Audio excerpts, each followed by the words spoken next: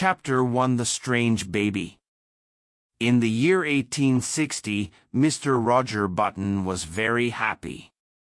His wife was going to have a baby. It was their first child. Mr. Button wanted a boy. He wanted his son to go to a big school one day.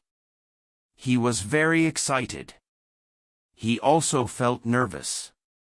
The baby was going to be born in a hospital. This was new for Mr. Button. Many people had babies at home in those days. One morning in September, Mr. Button woke up early. He put on his best clothes. Then he walked quickly to the hospital. When he was near the hospital, he saw Dr. Keene. The doctor looked angry. "Dr. Keene," Mr. Button called. "How is my wife? Is the baby okay?" The doctor looked at him. His face was not happy. "Talk to me," said Mr. Button. "Is it a boy or a girl?" Dr. Keene said, "Go and look for yourself." "Is something wrong?" asked Mr. Button. "Yes," said the doctor. "Go and see. I can't help you now. I don't want to work with your family again." Then the doctor walked away. Mr. Button felt scared. He did not know what was happening. He slowly walked into the hospital. Inside, a young nurse sat at a desk. "Good morning," Mr. Button said. "I want to see my baby." The nurse looked afraid. She stood up quickly. "Go upstairs," she said. "Right now." Mr. Button walked up the stairs. He was very nervous. He was shaking. He was holding a small bowl for the baby. On the next floor, he saw another nurse. "I am Mr. Button," he said. "I want to see my baby." The nurse looked scared. The bowl fell from Mr. Button's hands. It made a loud sound on the floor. "I want to see my baby," he shouted. "Come with me," the nurse said. They walked to a room. Many babies were crying inside. "This is the crying room," the nurse said. Mr. Button looked around. "Which baby is mine?" he asked. The nurse pointed to one crib. Mr. Button looked at the baby. He was shocked. He saw a very old man in the crib. The old man had white hair and a long beard. His face looked tired. "Am I going crazy?" said Mr. Button. "That is your child," said the nurse. Mr. Button looked again. The baby looked 70 years old. The old baby looked at him. "Are you my father?" he asked in a soft voice. Mr. Button and the nurse were very surprised. "I want to leave this room," said the old baby. "Can I have a chair?" Mr. Button said, "Who are you?" "I don't know my first name," said the old man. "But my last name is Button. I was born today." "This is not real," said Mr. Button. "It is real," said the nurse. "This is your child. You must take him home." Mr. Button said, "Take him home? Really?" "Yes," said the nurse. "He cannot stay here." The old baby said, "Good. This place is too loud. I want to sleep. And I want some food." Mr. Button sat down. He put his face in his hands. "What will people say?" he said. "What should I do?" "You must take him home," said the nurse. "No." Mr. Button felt very sad. He imagined walking in the street with this strange baby. "I can't do it," he said. "Be strong," said the nurse. The old baby said, "I will not walk home in this baby blanket." "Babies wear blankets," said the nurse. "This baby will not," said the old man. "It is too small. It hurts." Mr. Button looked worried. "What can I do?" he asked. "Buy him some clothes," said the nurse. Mr. Button ran out the door. The old baby called behind him, "And buy me a cane, father." Chapter 2: Buying Clothes for the Baby. Mr. Button walked into a clothes store. He looked nervous. "Good morning," he said to the shop worker. "I want to buy some clothes for my child." "How old is your child?" the worker asked. Mr. Button thought for a second. "About 6 hours," he said. "Then go to the baby clothes section," the worker said. Mr. Button shook his head. "No, he is very big. Bigger than normal." "Then go to the biggest child size," the worker said. "Where is the boys section?" asked Mr. Button. "Right here," said the worker. Mr. Button didn't want to buy adult clothes for a baby.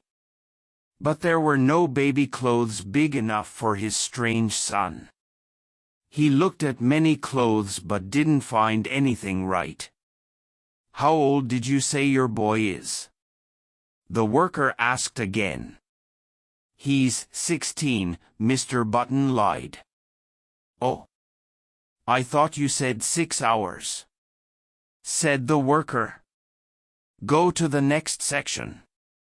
Mr. Button turned around. He was sad. Then he saw a suit on a dummy in the window. "I'll take that suit," he said. The worker was surprised. "That's not a child's suit. It's for parties." "I don't care," said Mr. Button. "Wrap it up." The worker gave him the suit.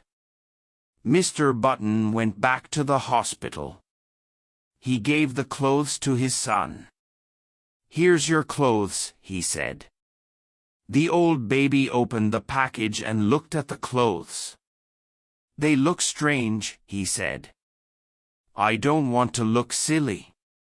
Mr. Button became angry. "Just wear them. I don't care how you look. Put them on, or I will." "All right, father," the baby said. "You are older. You know best." When the baby said father, Mr. Button felt strange. "Hurry up," Mr. Button said. "I'm going fast, father," said the baby.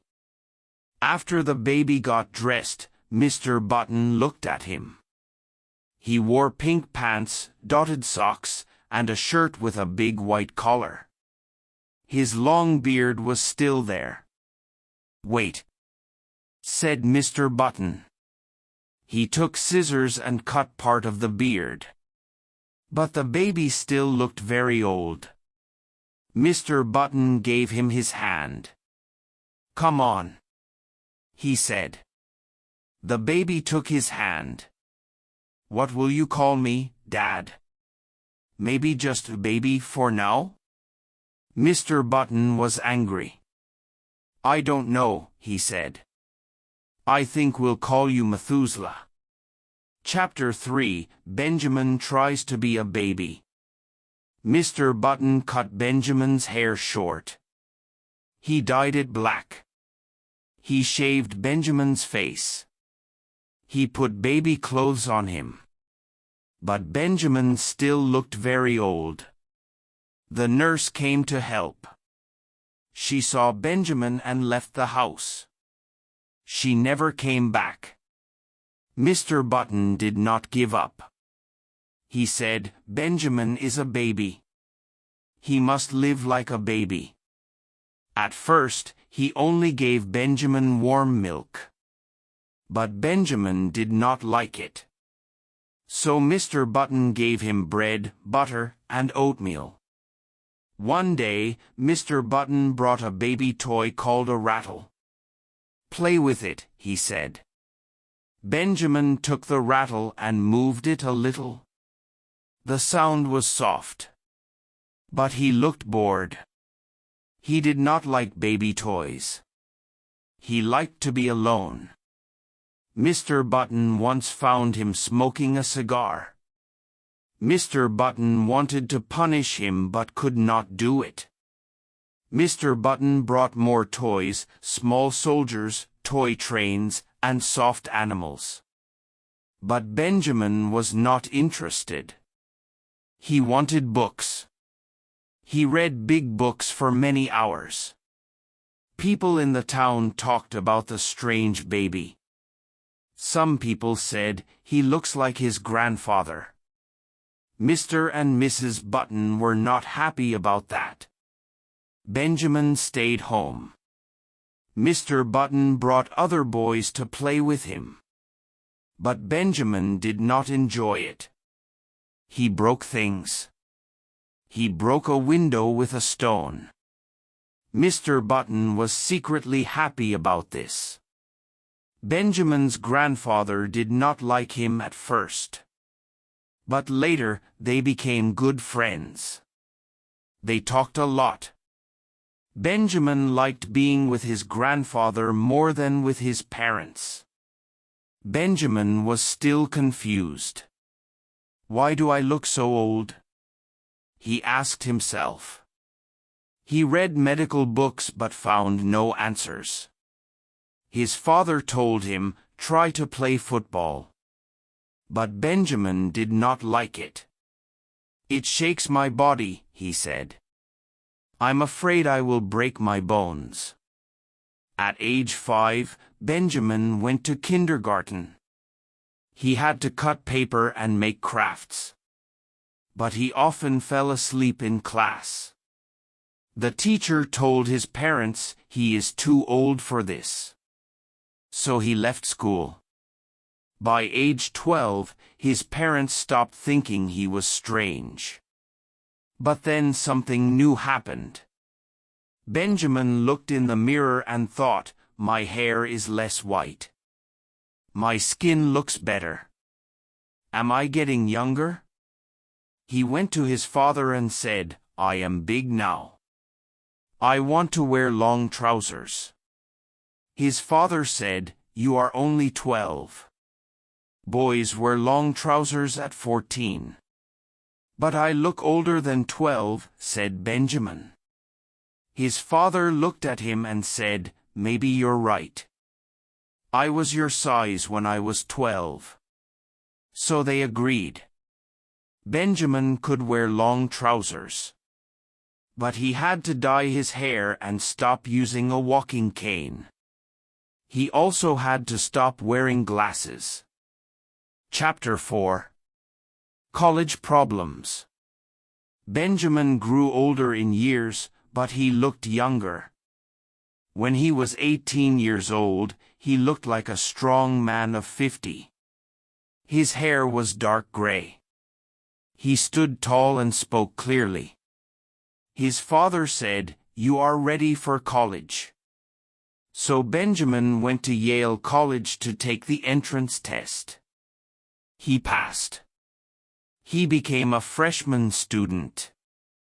3 days later, he got a letter from the college office. He had to visit Mr. Hart, the registrar.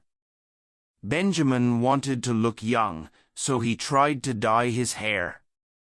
But he had no more hair dye. He had thrown it away the day before. He had to go without it. At the office, Mr. Hart smiled. "Good morning. Are you here about your son?" he asked. "No," said Benjamin. I am Mr. Button. I'm the freshman. What? Mr. Hart said in shock. I'm the freshman, Benjamin said again. You must be joking. No, I'm not. Mr. Hart looked at a paper. It says here you are 18. That's right, said Benjamin. Mr. Hart looked at him for a moment. Mr. Button, I don't believe you. I am 18, Benjamin said softly. Get out. Mr. Hart shouted. You are too old. You are not a real student. Leave this college right now. Benjamin stood up straight. I am 18 years old, he said again. He walked out of the office. Some college students in the hallway looked at him and followed him. Benjamin turned back and said loudly, I am 18 years old. The students laughed. Benjamin walked to the train station. More students followed him. They laughed and made jokes. He looks like an old man. Is he lost? Go to Harvard. Everyone thought he was crazy. People ran out of classrooms to see him. Benjamin walked faster. Then he ran. He was angry and sad. On the train back to Baltimore, he looked out the window and shouted, You will regret this. The students laughed more. They said, Ha ha. That was the biggest mistake Yale ever made. Chapter 5. First Love. In the year 1880, Benjamin Button was 20 years old. He started working with his father at Roger Button and Company, a hardware business. His father also took him to many dances. Now Benjamin looked younger. He had more hair. He walked straight and strong. People thought he and his father were brothers. One evening, Benjamin and his father wore nice suits and rode to a big house near Baltimore. There was a party and many people were dancing. The sky was bright and the moon was full. Roger Button said, There's a good future in business. Benjamin smiled. His father added, I'm old and can't learn new things. But you are young and full of energy. Soon they arrived at the house. Lights were shining. Music was playing. Many people stood outside. Then Benjamin saw a young woman. She was beautiful. Her name was Hildegard Moncrief. Benjamin looked at her and felt strange. His heart beat fast. His cheeks turned red. It was his first love. Roger whispered, That's Hildegard. She is the daughter of General Moncrief. Benjamin said, She's very pretty. Can you introduce me? Later, Benjamin and his father met Hildegard. She bowed politely. Benjamin said hello but felt nervous. He waited for his turn to dance. Many young men were near her. Benjamin did not like them. He thought, They are silly and loud. When it was finally his turn, he danced with Hildegard. He forgot all his fear. He was happy. You and your brother came with us, right? Hildegard asked, looking up at him. Benjamin paused. He wanted to say, He's my father. But he remembered Yale. People didn't believe his real age. So he stayed quiet. Hildegard smiled. I like men of your age, she said. Young boys are foolish. They waste money. But older men are smart and kind. Benjamin wanted to ask her to marry him, but he waited. "You're just the perfect age," she said. "Not too young, not too old. I love 50-year-old men." Benjamin thought, 50 is a great age. "I want to be 50. Then she said, "I always said I'd rather marry a 50-year-old man who cares for me than a young man I must care for." They danced again. They talked a lot. They agreed to meet again on Sunday and take a drive. Later that night, Benjamin and his father rode home in their carriage. It was almost morning.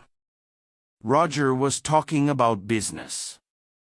"After hammers and nails," he said, "what is most important in life?" Benjamin said softly, "Love." Roger laughed. "Love? I was talking about lugs." Benjamin didn't answer. He looked at the sky. The sun was rising. Chapter 6: The Mystery Man. 6 months later, something big happened. Benjamin Button and Hildegard Moncrief got engaged. They were going to get married. Hildegard's father, General Moncrief, was very angry. He said, "I would rather die than agree to this." People in Baltimore were surprised. The news spread quickly. Old stories about Benjamin came back. Some people said strange things. Benjamin is not the son. He is the father. He is really Roger Button's brother who was in jail. He is wearing a disguise. He has horns on his head. The newspapers in New York even made funny drawings of Benjamin. One paper called him the Mystery Man of Maryland. But not many people read it. Some people were angry. They said, "This is wrong. A young girl should not marry an old man." Mr. Button tried to stop the lies. He showed Benjamin's real birth certificate in the local newspaper. It said Benjamin was young. But no one believed it. They only saw his old face. Still, Benjamin and Hildegard were happy.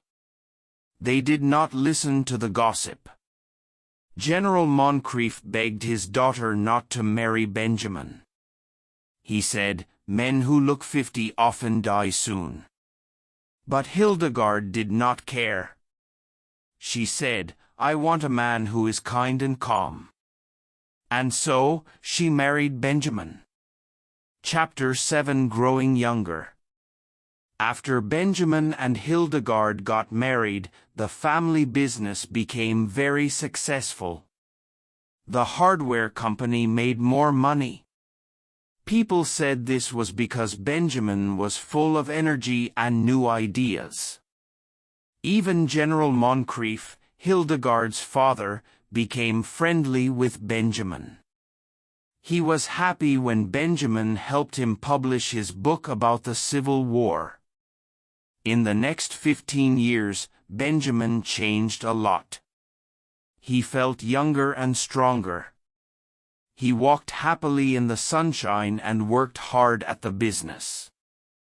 In 1890, he had a big idea for the company.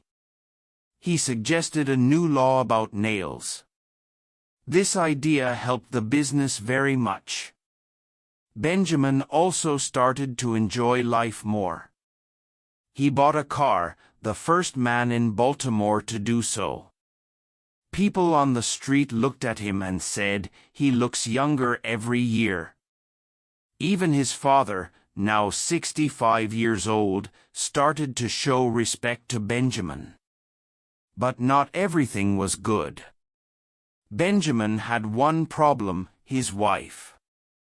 She was now 35 years old, and they had a 14-year-old son named Roscoe. When they were first married, Benjamin loved Hildegard. But now, things had changed. Her face and eyes looked dull. She did not want fun or new things. She was too calm and serious. Before, she used to take Benjamin to parties. Now, Benjamin wanted to go out, but she stayed home. Benjamin felt sad and bored. He wanted change. In 1898, when war started between Spain and America, he joined the army. Thanks to his strong body and good name, Benjamin quickly became a captain. Later, he became a major and then a lieutenant colonel. He even won a medal. Benjamin loved army life. He liked the action and the adventure. But later, he returned home to work again. A band met him at the station and played music for him. Chapter 8: Growing Apart. When Benjamin came home from the war, Hildegard met him with a flag. She smiled, but Benjamin felt sad. Hildegard was now 40 years old, and she looked older. She had gray hairs in her head. Benjamin went to his room and looked in the mirror. He looked younger than before. He looked like a man of 30. This made him afraid. He thought, I'm still getting younger. He went downstairs. Hildegard looked annoyed. At dinner, he tried to talk about it. He said, everyone says I look younger. Hildegard said coldly, is that something to be proud of? I'm not trying to brag, said Benjamin. She replied, you should stop this. It's strange. I can't help it, he said. Yes, you can. You always want to be different. Why can't you just be like other people? Benjamin didn't know what to say. From that moment, the space between them grew bigger. Benjamin started going to parties. He liked to talk and dance with younger women. He enjoyed life. But Hildegard stayed home. She looked sad and angry. People at the parties talked. They said, what a shame. That young man is married to a woman of 45. They didn't remember that Hildegard had once looked younger than Benjamin. Benjamin felt unhappy at home. But he had many hobbies. He played golf. He learned to dance very well. Everyone in town liked his dancing. He still helped at the family business, but now his son Roscoe was ready to take over. Roscoe had finished college and was smart. People often thought Benjamin and Roscoe were brothers. Benjamin liked that. He smiled in the mirror and was happy with his young face. But there was still one problem. Hildegard was now 50, and Benjamin didn't want to go out with her anymore. When he saw her, he felt uncomfortable. Chapter 9. Back to school. In 1910, Benjamin was around 50 years old, but he looked only 20. He joined Harvard University as a student. He didn't say anything about his real age or that his son had already studied there. Benjamin looked older than other new students, so he was quickly noticed. He played football and did very well. He scored many goals. People talked about him. He became very famous. But later, he started to lose strength. He became thinner and shorter. In his third year, he played badly. In his last year, he was very weak and didn't make the team. Some students thought he was a freshman because he looked so young. Benjamin felt bad. He didn't understand some lessons. He thought the other students were too grown up. So after he graduated, he decided to go to a new school, St. Midas, a school for younger boys. He went back home to Baltimore. Hildegard was now living in Italy. Benjamin moved in with his son, Roscoe.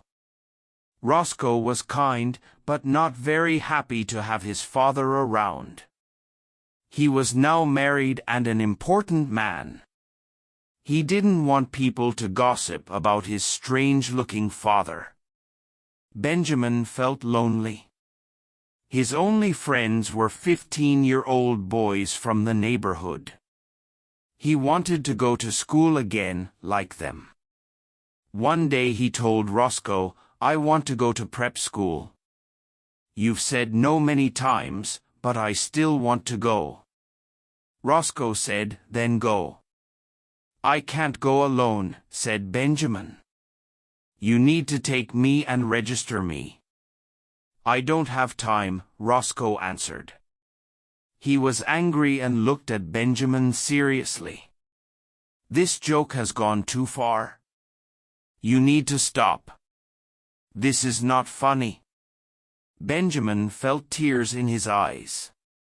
Roscoe added, "When people visit our house, don't call me Roscoe. Call me Uncle.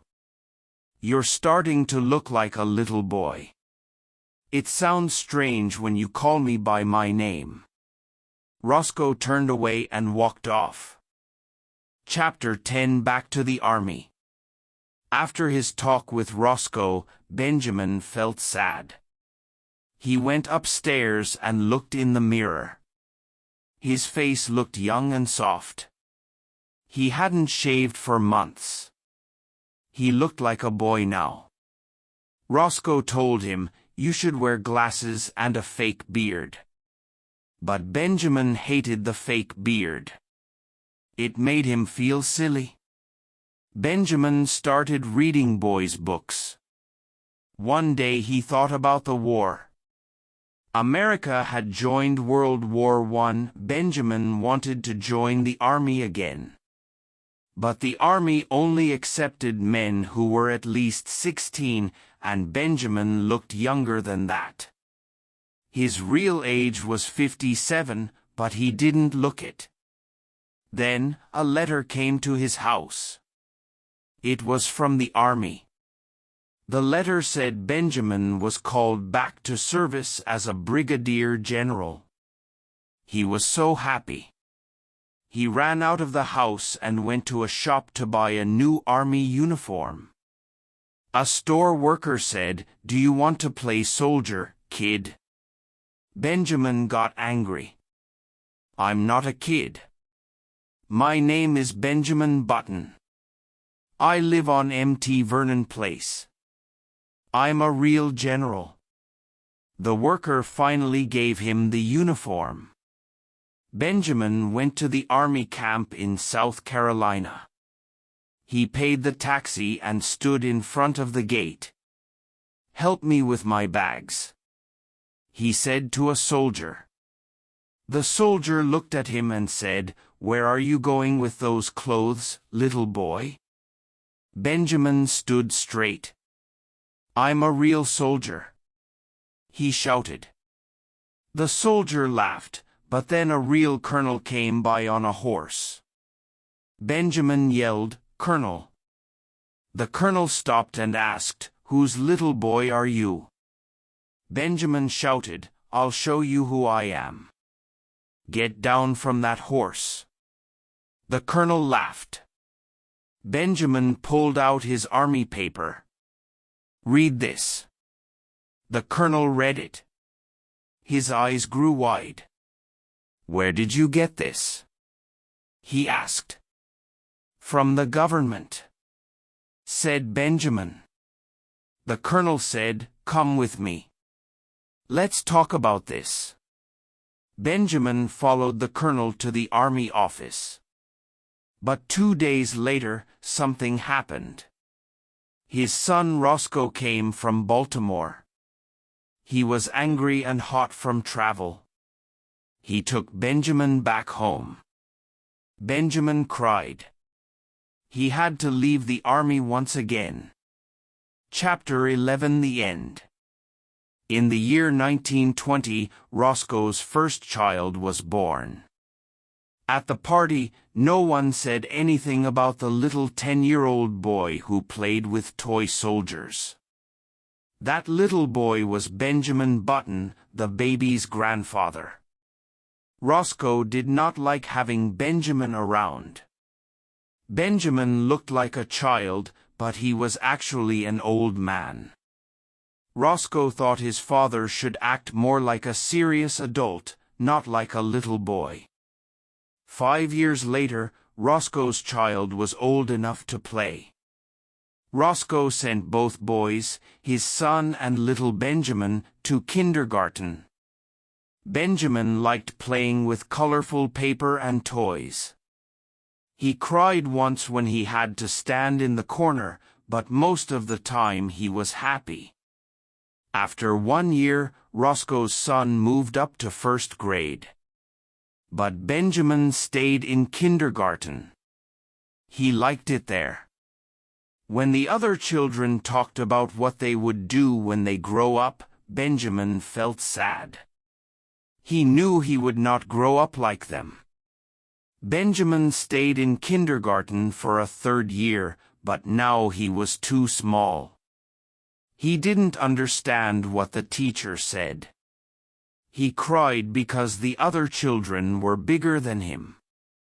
Then, Benjamin was taken out of school. He stayed home with his nurse, Nana. She was kind and always with him. She helped him dress, play, and sleep. She taught him to say the word elephant. Sometimes she let him jump on the bed, and he laughed. He liked to play with a cane and say, "Fight, fight, fight."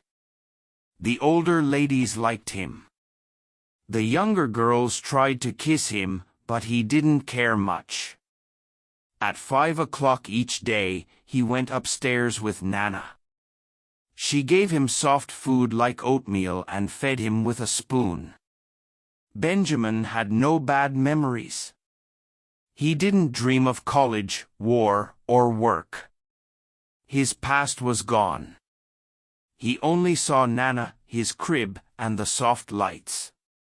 He didn't remember anything else. He forgot everything.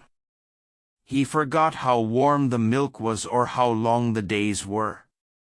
When he was hungry, he cried. That was all. Soon, it was always dark. He didn't see the faces above him anymore. And the warm smell of milk slowly faded. Benjamin was gone. The end.